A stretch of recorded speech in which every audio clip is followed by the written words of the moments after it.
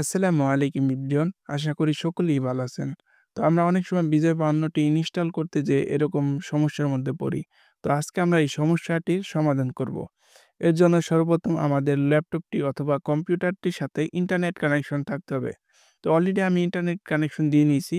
এখন আমরা স্টার্ট মেনুর যে সার্চ বারটি আছে এটার উপর ক্লিক করব।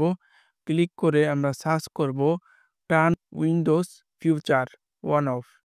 সিম্পলি আপনারা এই লেখাটা লিখবেন। তো আমি অল্প কিছু লিখছি। তো দেখতে পারতেছেন আমার সামনে চলে এসেছে। আমরা এখন এটাকে ওপেন করে নিব। যদি আপনার সামনে না এসে থাকে তাহলে পুরা লেখাটা লিখবেন। এবং কি লেখার সাথে সাথেই দেখতে পারবেন আপনাদের সামনে এই অপশনটি চলে এসেছে। সিম্পলি আপনারা এই অপশনটি ওপেন করে নেবেন। তো চলুন আমি ওপেন করে নিচ্ছি। ওপেন করার সাথে সাথে আমরা দেখতে পারবো উইন্ডোজ ফিউচার নামে আমাদের সামনে একটা পেজ চলে এসেছে। সিম্পলি আমাদের ফার্স্টে যে নেট ফার্মওয়্যার 3.5 আছে, সিম্পলি আমাদেরকে এই অপশনটিকে চালু করে দিতে হবে। তো চলুন এই অপশনটিকে আমরা অন করে দিই। অন করার জন্য আমরা বাম পাশে দেখতে পারবো টিক মার্কের মতন কিছু অপশন আছে। সিম্পলি এটার উপর ক্লিক করে ওকের উপর ক্লিক করে দেব। ওকের উপর ক্লিক করার সাথে সাথেই দেখতে পারবেন একটা ফাইল সার্চিং হচ্ছে। তো এখানে একটু সময় লাগবে। তো অলরেডি চলে এসেছে। এখন আমরা ফার্স্টে যে অপশনটি আছে let's Windows update download the file for you, simply এটা সিলেক্ট করে দেব। তো এখন আমাদের একটা ইন্টারনেট থেকে ফাইল ডাউনলোড হবে। তো এখানে ডাউনলোড হয়ে অটোমেটিকই ইনস্টল হবে। আমাদের কিছু করতে হবে না। এখানে আমাদের একটু সময় লাগবে। তো আমি আপনাদের সুবিধার্থে এখানে ভিডিওটা একটু ফাস্ট ফরওয়ার্ড করে দিচ্ছি। তো এখানে একটু সময় লাগবে, আপনারা একটু অপেক্ষা করবেন। এবং কি দেখতে পারবেন ডাউনলোড হয়ে অটোমেটিক অ্যাপ্লাই হচ্ছে। অ্যাপ্লাই হওয়ার সাথে সাথেই দেখতে পারবেন আপনাদের সামনে এরকম একটা লেখা হচ্ছে Windows complete the request change.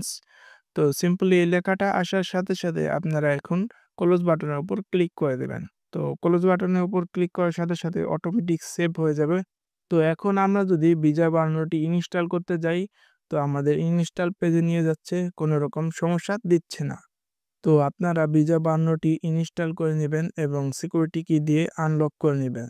এখানে ছোট্ট একটা বিষয় আছে, তা হলো আমরা যখন বিজয় বায়ান্নটি ডাউনলোড করি তখন ওইটি জিপ আকারে থাকে। তো বিজয় বায়ান্নটি আনজিপ করার সাথে সাথেই এখানে ৪টা ফাইল চলে আসে।